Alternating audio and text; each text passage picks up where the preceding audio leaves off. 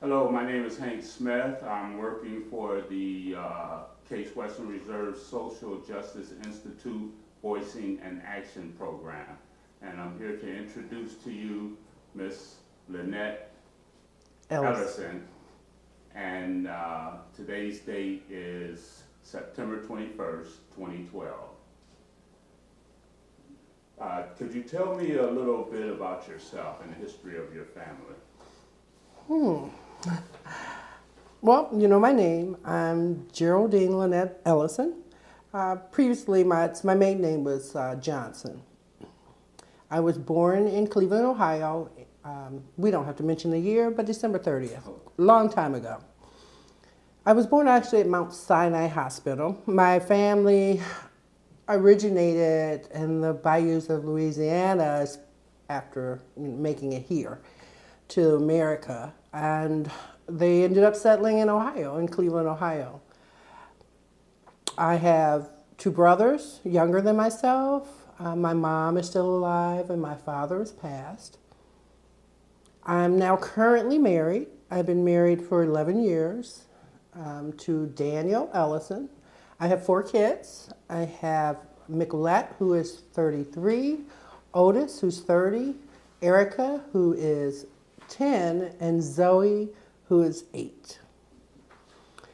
I grew up in a number of communities here. I graduated from Shaker Heights High School. And that's where I mostly settled from my elementary time through college. But my family, my grandfather owned apartments here in East Cleveland when I was a kid. So the family, when we were younger, we kind of lived in his apartment buildings.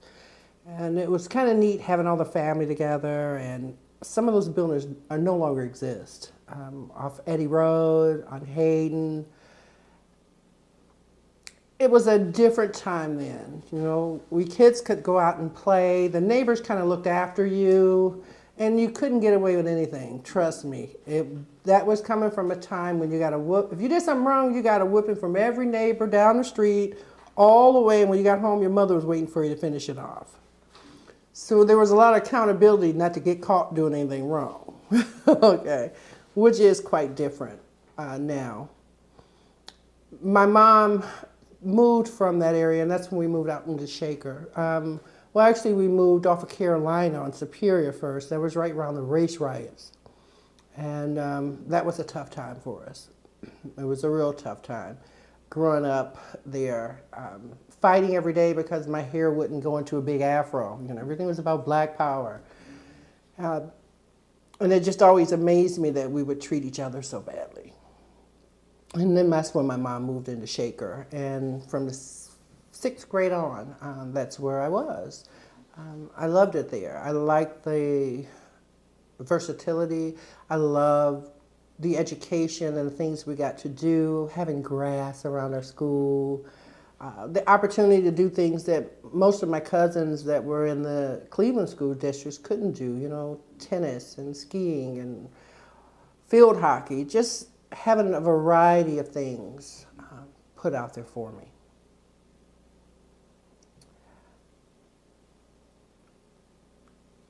I left Cleveland in '95. I know I'm jumping ahead, but the rest was my wonderful youth that I enjoyed. And I moved to California for a while. And then my husband decided that California, because he was born and bred there, let's go back to the East Coast and, you know, live a simpler life, live an easier life, and get off the rat race, go to work, and be able to own our home. And we looked in a lot of places, and we could have bought homes in a lot of places. But we saw the Forest Hills area, and at the time we didn't have kids, and we thought, you know, this here is the life. Beautiful home, beautiful neighborhood, green, lush. It was East Cleveland. And I heard all the reasons why I should move to East Cleveland. But it made sense financially and for the kind of lifestyle we wanted to lead. So here's where we landed. This is in what year? 2003. In 2003. And we looked a lot of places. Pepper Pike, Hunting Valley, far west, but we just kept coming back to this house.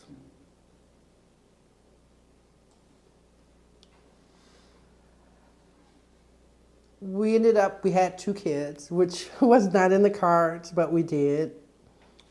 Doing that, we realized that we were becoming a more part of the community. Because now we had to go, as they say, down the hill. I learned a lot about the separatism in the city during that time. That the people down the hill felt that the hill people had entitlement issues, and we feel we were better than. I never thought that. I knew that we paid the tax base for the city. That's a fact. But I live in East Cleveland. So when at work and people were talking about, oh, how horrible it is, and don't ride through, especially the white folks, don't ride through East Cleveland after dark because you're going to get robbed. Everybody goes through there. You can't even stop at a stoplight. And that's the stories you hear. And then they go, well, where do you live, Linnette? And it's East Cleveland. And there was a time when I would say Cleveland Heights because I really didn't want to have to deal with you invite people to your home and you say East Cleveland, then nobody wants to come by. Because it's where I happen to be is, I guess, a gym. Everyone thinks it's a different city than it is. But going to schools down there and meeting parents and seeing all the, I don't know what the right word is, all the things that were wrong with the school board, with the schools, with the city itself, with our government, I knew I had to get into action, and for nothing else but for my kids. I joined a group called NOAA. And when I came to that group, it was to be a group of concerned citizens in the community who wanted to make change, who wanted to be able to go to City Hall, our government, and say, these are the things we want, these are the changes we want, to try to get more unity within our community so that we would have a collective voice instead of being the one crazy person at the podium. That was our hope. After about 2 years and doing a lot of fun things, I learned a lot being with them. But I did learn that what I wanted for the city and what they wanted was different. So I left the group for no other reason than for that. I'm more interested in social services and in empowerment for parents and to learn how to maneuver the school district, to learn how to be warriors for their children in the proper way so their voices are heard and they can have the changes made and get the things they need for their kids. Because there's a lot of things that are needed here. And sometimes they don't necessarily know what's the best for your particular child because the programs they have are geared for the group.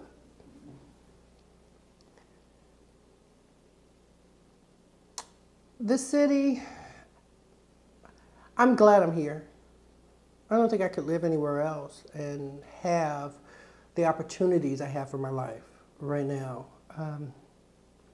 And that's good, but I'm disappointed. You're disappointed in the progress of the city, or what? Can you elaborate on that point? I guess you'd say, yeah, the progress, our government, our community. And I know I probably came in on a pink cloud and not thinking I could save East Cleveland, ta-da, Linnette to the rescue. No. But wanting to take the things that I have learned, that I grew to learn more about being involved with NOAA and other organizations, and my own life and the different things I did, I didn't want to go out and teach these people how to eat. I wanted to help them learn how to fish, basically. I guess, to use an old quote,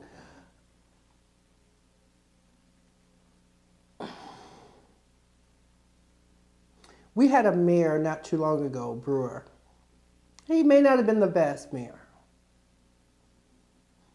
I would have voted for him again. I don't care what he does at home. That's none of my business. It's what you're doing for the city. We had a mayor before him who lived right across the street from me. Lord knows I didn't vote him in. He was here when I moved here. We have a mayor now.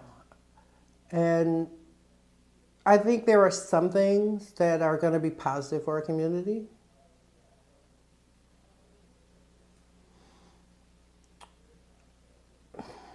I'm trying to choose my words. I don't want to be that angry woman at the podium,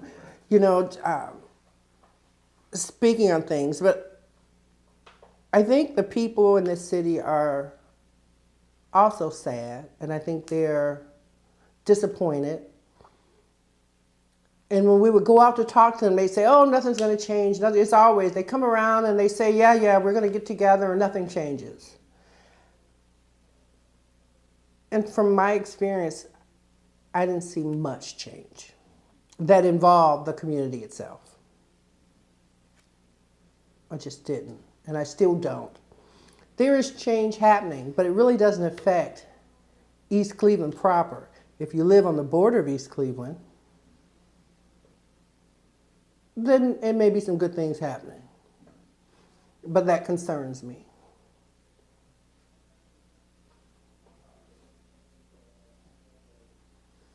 So you're familiar with what's going on with the Circle East and University Circle moving in this direction. Mm-hmm. Is that what you're referring to, that part of the border? Some of it, yeah. That's some of it. The loss of the hospital was big for revenue for the city alone. I understand there was some payout. I don't know I read in the paper what it was supposed to be, but I don't know how that really affects us in a positive way based on the fact that we have such a big deficit. And no, not that I know of. I haven't heard anything about how those funds are coming in and how they're going to be used to better our city. So I can't really speak on exactly how that's going to happen. And I don't have East Cleveland TV, so who knows? It could be out there in the stratosphere, but there's nothing been written, I believe, that I've seen to tell me how that's going to go. And, it's nice to redo old homes that need the love and needs family. And I don't care if you're white, black, blue, or green.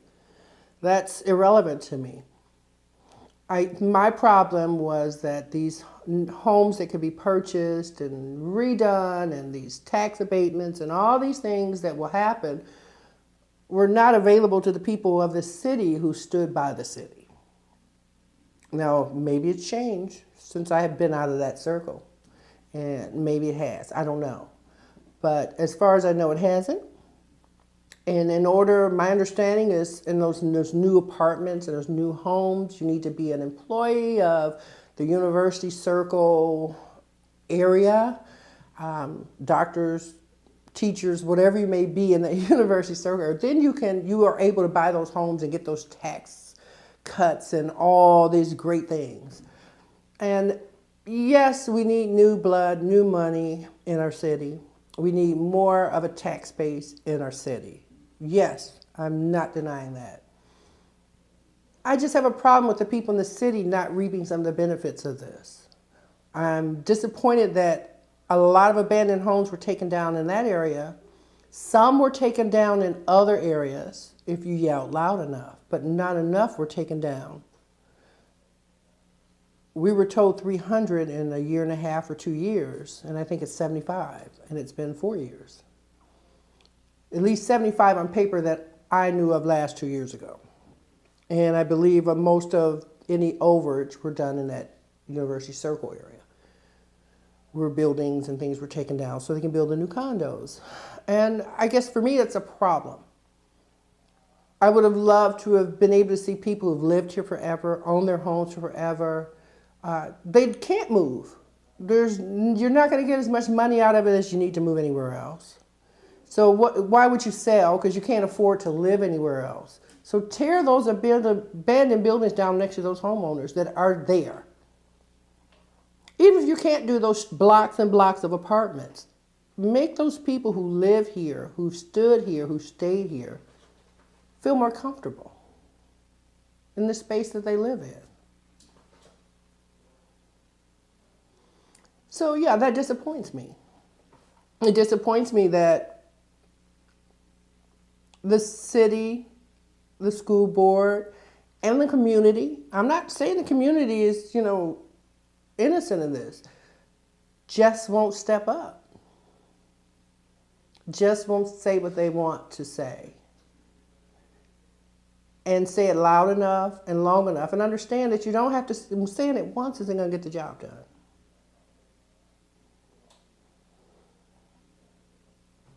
So I've kind of pulled myself out of the community work, and I just kind of do things that affect the direct effect of my children, which in effect affects other kids. Going through the Cleveland Food Bank and getting a backpack program at Chambers, having a uniform exchanged, just small things that can help make a difference for a family. My grandmother always said, if you could save one child, you don't have to save the whole family. You've saved a generation.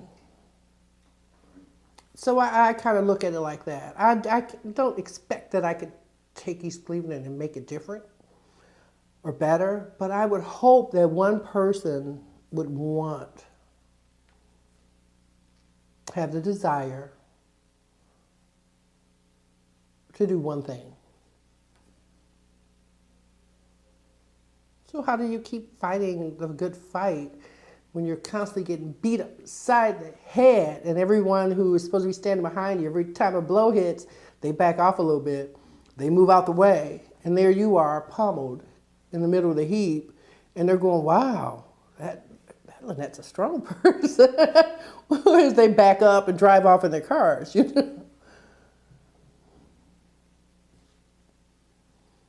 I don't know. Can you think back to your earliest memories of East Cleveland and tell me what life was like then?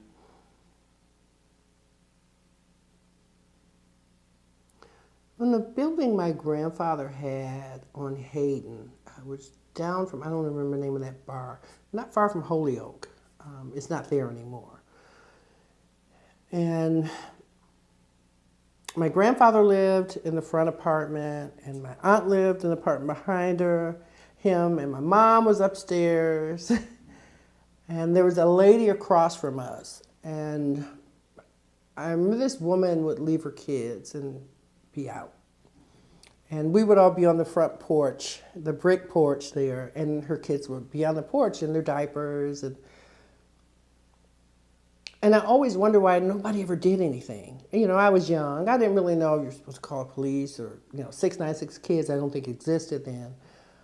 But I remember my aunts and my grandparents would feed those kids and change those kids' diapers. They wouldn't go in the house. They'd just reach over on the porch and change their diapers. And neighbors who lived in the building or next door to our apartment would bring food or sandwiches to the kids. That's a happy thought.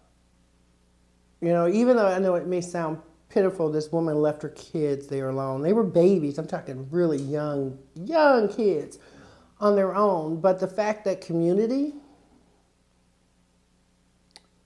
stepped in, didn't ask for anything. I don't think they ever talked to her or said anything bad to her. They just did what they needed to do. And I guess that's kind of what I was looking to hope to be able to bring back here. So that would be my best earliest memory. Okay. In what ways has the city changed over time, and what do you think contributed to those changes? I think crack cocaine ruined the city. Considering there were so many black-owned businesses, everything was just about black-owned businesses, practically. And stores, corner stores, and all the little shops and wig stores and clothing stores. I think crack cocaine came in and it was never the same after that. People lost their businesses to shrimp boat, and then people came in like vultures, which is business, and got an opportunity to get into a thriving area and take those businesses because they were either going to lose them, so they sold them cheap, or they had already lost them and they bought them cheap. When that happened, and there were no more, and then we lose industry. We lose LTV. We lose Fisher Auto Body, which happened before that, but it was just a succession, you know. When we lost all that, then there were no jobs. And all those apartment buildings and all those homes that had families in them couldn't be maintained anymore. They just couldn't be maintained. And if they were turned into crack dens and drug houses, or squatters moved in and they didn't care. Aluminum siding was sold and the copper piping, so now you got floods in the house, and it's just one thing after another, after another. And I think then it became flight. It wasn't even about white flight, because there weren't that many white people left in the lower part of East Cleveland. But it just became a point of, uh-oh, we got to go, because we don't want to live like this. So then the homeowners that were able to get out did. And that left a rental base. But then you have landlords that were slum landlords. And they didn't care about fixing their apartments up or their homes up. They just wanted to get the money, and people were desperate to live someplace. And next thing you know, this was the drug place, you know. You couldn't walk down the streets, prostitution, drug dealers, drug addicts, homeless people. Nobody cared. Government was taking their payolas or fighting with each other, and half of them probably shouldn't even have been in city government back then because they had their own issues. Should have probably been out there with the other folks on the street. But it is what it is. It is what it is. And I think people just got disgusted and got tired. You can only call the police so many times or call City Hall so many times and say, hey, hey, hey, and nothing changes. What's your other option? Leave or just act like you don't see it and do the best you can to survive. How has race and racism impacted you personally, and how has it impacted the city of East Cleveland?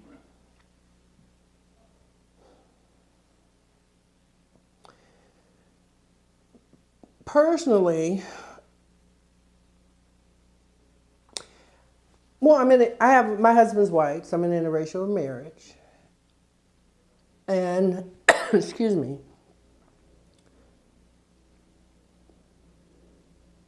some cases, it's not accepted, even today. And it's from people within the city, is all I'm speaking of. I won't even go outside the city. You know, that black woman with that white guy, oh, she thinks she's white now. Oh, she's, you know, oh, that's how she got on the hill. You know, okay, whatever. How about I went to work every day? Okay, for a long, long time and saved up to do it. It doesn't impact me in a way that would cause me to run, because I do what I want to do anyway. I don't really give a flying flip about what somebody thinks about me. That's your business, it's not mine.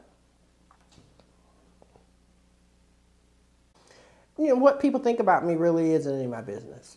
Plain and simple. I do my best to live my life, to raise my children, to be open, to be loving, to accept everybody, no matter who they are, for what they are to them. Bad people are bad people to you. There are some bad people that are just bad people, mind you. But on the whole, because one person doesn't have a good experience with that person doesn't mean you will. How it's impacted the city? I think that comes mostly from the outside. I don't know if you ever read the blogs on the Cleveland.com, and you hear, and at work, places at work, you hear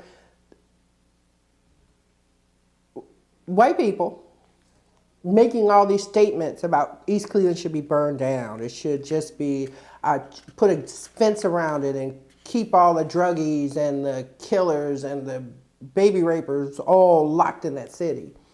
And that's their opinion. Mind you, they don't come this way. Not that Parma's doing so much better either, okay? And I wonder if we even perpetuate the lie sometimes. But I won't necessarily say that we perpetuate it. I think that's just the way this country is built right now. If you're walking around with your pants hanging down around your butt, and you're walking around in your pajamas and do-rags, and you're not speaking English that anyone can understand, and I'm not going to say proper English because I'm none's teacher and I don't always do it right, but speaking in a way that other people can understand what you're saying, allowing your home to look the way it does, with trash on the outside. I don't care what the inside looks like, that's where you live. But cleaning the front of your home, then you perpetuate a lie yourself. It doesn't take that much time to pick up the trash in your front yard. It doesn't take that much time to plant a flower, or put a pot on your porch.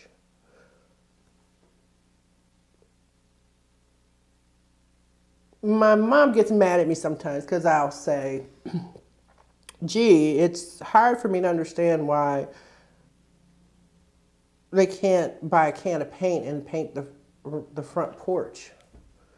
But they have gone out and gotten $40 worth of nails and $200 worth of weave and a belt with Bobby D's name on it. And it took me a while to really get. She told me one day, she said, you know, maybe that's what it takes for them to get up out of bed and feel good about themselves. When I look at it like that, I go, okay, she's right. Maybe that is what it takes, just to feel good about yourself. And I guess I just see it, I see it different. For me, it's different. It's family first, my home, my community. Not to say I'm selfless, because I'm far from selfless. But there are things that are more important to me than what my outside is, or that my nails are done, or that I have, the Coach bag on my arm. But those are choices I make. And I guess I wonder, I know I shouldn't wonder, because the truth of the fact, if you weren't taught to know any different, you only know what you know. You can't see till you can see, and you can't know till you can know.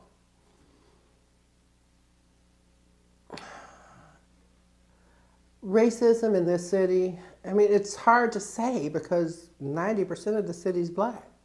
And then the 6% that's white live on the hill mostly.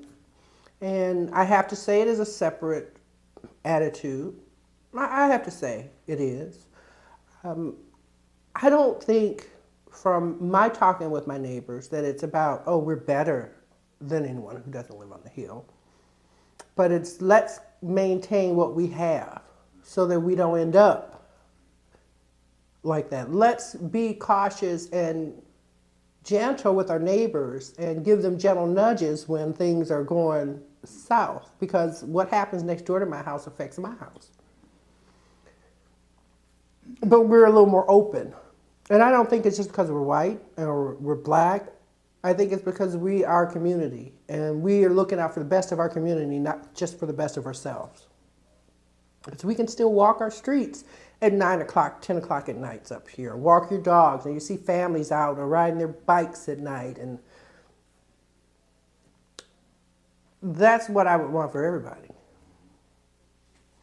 So I don't know. I think it's, if anything, it's because of lack of knowledge and people not really asking the questions or getting to know the people on the hill. And the people on the hill not wanting to go down the hill to the Civic Center to use their gym or even to the library because you have to park way in the back and there are abandoned buildings back there to walk around to the front of the library. I understand it. I get it. I truly do. I personally am not all that enchanted with the Civic Center. It needs some work. It needs more structure so that you feel safe walking through. It really does. It needs more light in the parking lot. I get why you wouldn't want to go down there at 8 o'clock at night. I went because my kids were taking dance classes. They were taking acting classes. And I made the choice just to bite the bullet and do it because I wanted to do it in my community. And I guess that's what I really think would help make us better. If we started really doing the stuff in our community. I don't know anywhere else where my kids can learn African dance and ballet and theater, and they've done plays and they've performed in all these different places by going to a center where it was mostly free or very little money, right in your own community. And I think the more of us that go, the better it'll get. They'd have more money to paint. They'd have more money to put lights out. They'd have more income to make it better. But we as a community have to do it. I don't blame it all on the city. No, no, no. The community has to also show up and do what they need to do if they want it to be better. But I think it's a lot has to do with a renter's mentality. And when you're just renting and you don't own and you're not vested because you could be gone in the next month or the next 2 months or year, why would you care? Because you're not paying those taxes. And most of the homeowners are, no, I won't say most, that's a bad word. A lot of the homeowners are not paying their taxes either. And I would say that's probably the biggest difference here where I am and the other part of East Cleveland is we're vested. We can't change everything about East Cleveland, but we darn sure can make sure that we maintain what we have. Because we own. The ratio is way different to renters up here than it is on the other part of East Cleveland.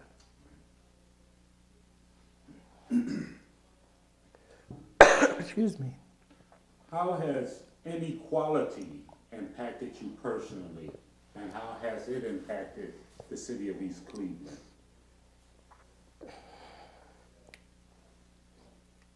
You know, inequality, I'm not sure if it really has affected me so much personally. You know, I embraced the whole quota thing they had to do many moons ago, that you have to have an African American.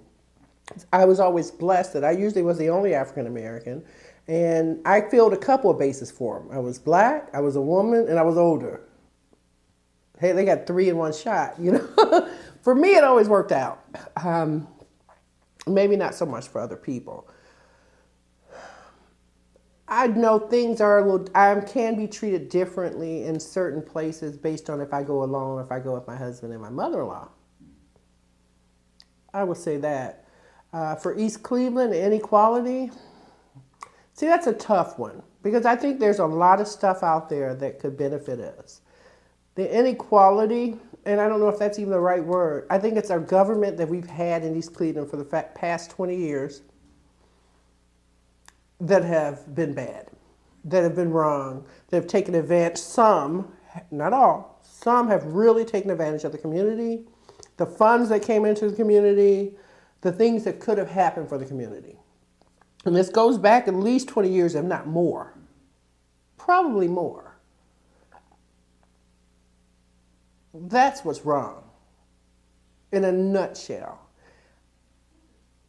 If our government were not infighting with each other so much, and this is ongoing. This is not just the new mayor in office. I'm not trying to say, oh, this is just happening because Gary's in office. No, no, no, no, no. This has been tradition, it seems, in this city for many, many years.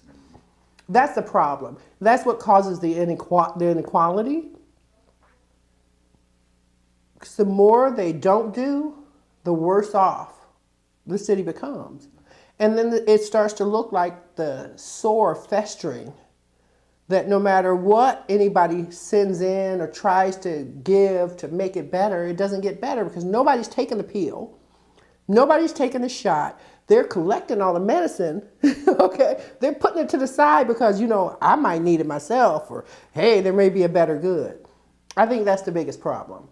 And if these things from years ago hadn't happened and just got progressively worse to where we are today, and it's like digging yourself out of a hole. It's no different than the president we have today was in a deep hole, and everybody thought he got in that hole was going to, whoop, fill up. No, it's not going to happen that way. But we still have to change. We can't continue to do the same thing and expect different results. So inequality, I think, is not the right word for that for me. It's lack of thinking the community first. Now, at one time, East Cleveland had a form of government that was called city management. Mm-hmm.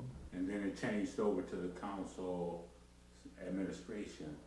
What did you think about that change? Or do you think that was a better idea? On paper, it probably is a better idea. I think on paper it is. Once again, even from before to now, everybody was doing what they wanted, that was best benefited them for their future jobs, for the future jobs of their friends, families, and the payola and the favors they had to do.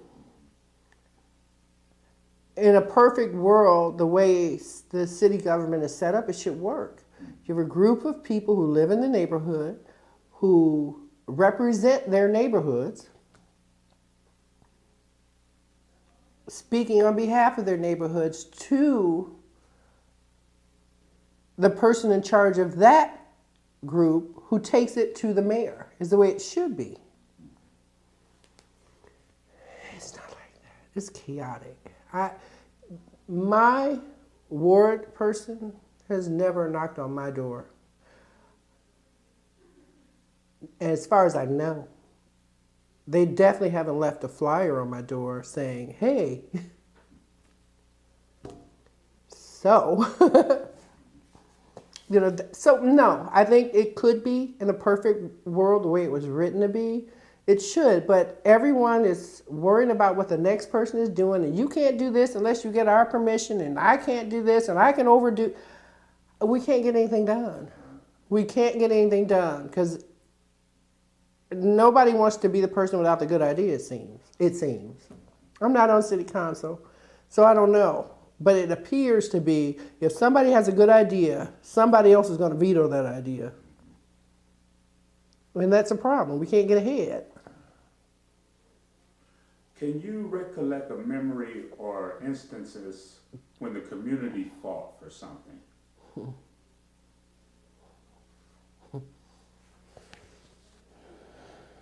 I recollect a memory? Community fought for something.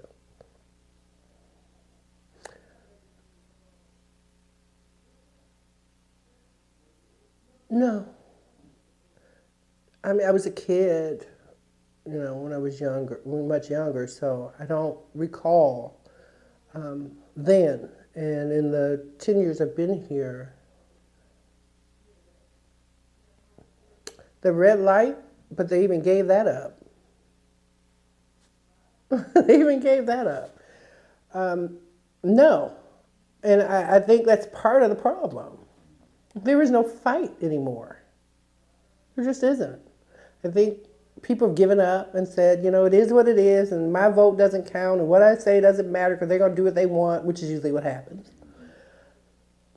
And those red light cameras are ridiculous. Did you read how they wrote that up? Of course you wouldn't know what you were voting for. I knew what I was voting for. Okay, I did vote for it. I knew exactly what, but the way they wrote it, you really wouldn't know what you were really saying yes to. Is it going to bring more money in? Maybe. for somebody. But considering how much money they're supposedly brought in, it would be nice not to have potholes in the middle of the street. Or leaves picked up. They only have a small area to pick up leaves from, so it shouldn't be that big of an issue. But no, I don't recall in a while anyone really fighting for anything here. How, excuse me, how have surrounding institutions and cities impacted East Cleveland?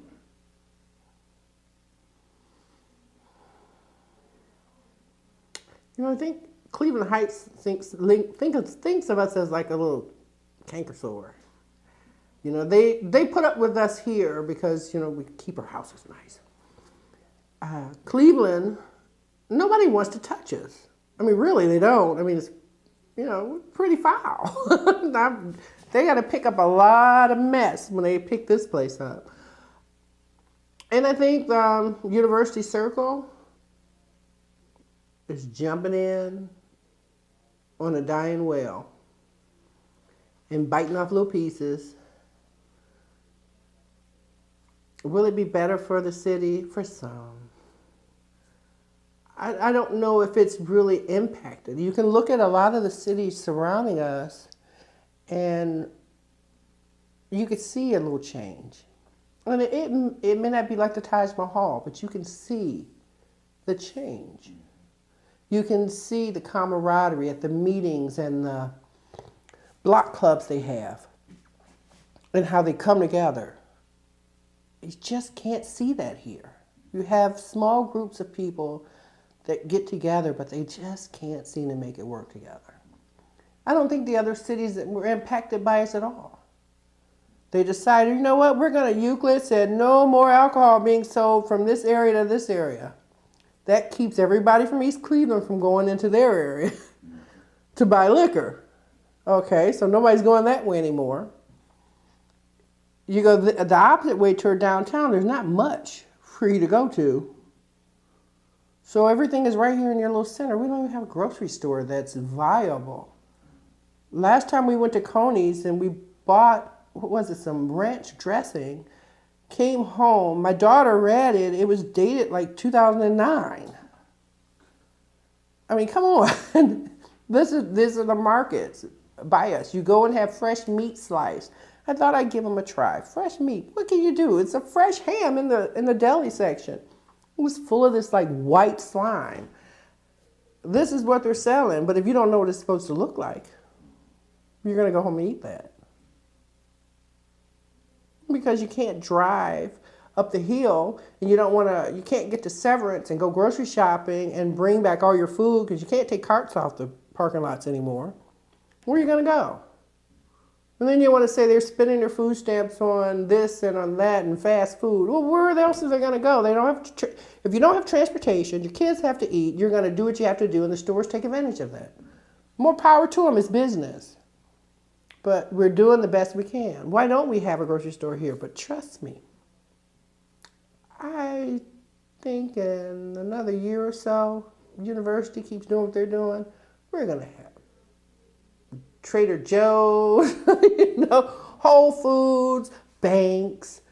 Everything's going to be coming up this way because all those doctors they need a store. They're not going to Coney's. So it'll change. Well, what is your vision for the future of East Cleveland? And tell me about the major issues that need addressing in order to better your neighborhood, the community, and the city. Wow, that's a lot. Let's see. My vision or what I believe could happen, maybe two different things. My vision would be for this city to get its stuff together, get its crap together, stop the infighting, for the people to get off their butts and put somebody on city council in the mayor's office that really is working for their benefit, not looking for their next job in the Senate or Congress or in Washington, or looking to move from city council to mayor. Find somebody who's really about the people so that we put the people first. We put the community first, put the schools first. We need more control over who is our superintendent. And that comes by hiring the board members. We have to put the right board members in there that are going to hire the right person. Same with the library.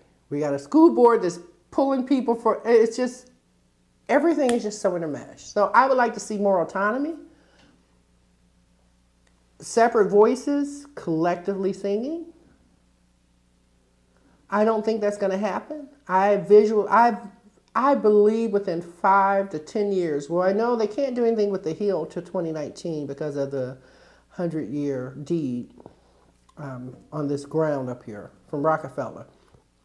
I envision them sectioning it off, and the Hill will belong to probably Cleveland Heights. East Cleveland will probably be a village if it exists, because everything from Superior down will be University Circle. That's what I see. 5 schools will be down to 1 or 2 to no school. That's what I think would probably happen. And that would be sad to see a great, great, great city that was settled by women, basically. Because the men were off fighting and finding food in the woods up here for their families to eat. To see a city like that go away. Really built by women. I mean, the men built the buildings, but the women were the ones here and kept the glue together. That's probably still the same way in most most areas. communities. What would you be prepared to do to participate in making East Cleveland a better place to live? That's a trick question, Hank.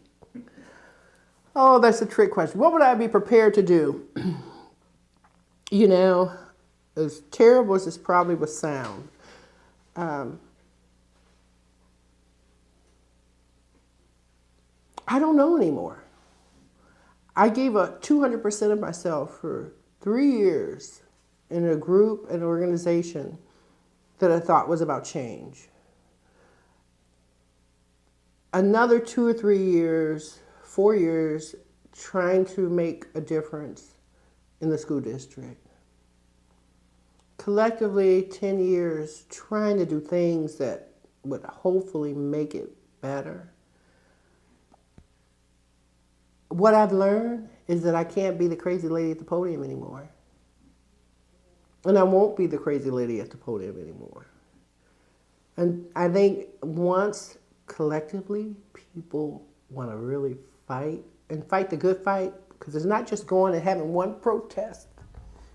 It's an ongoing process. It could take a year, but the change will happen if we stick together. But they expect us to fall off. What would I be willing to do?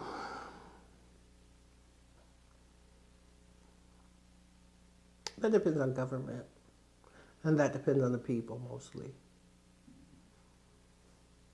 It depends on the people. Yeah, one voice can be heard, but one voice can also be drowned out. And it seems to work that way here. So I suppose if the right opportunity came around, the right cause and reason, I could probably be coerced to get on board. But I really can't say now, the way this city sits right now,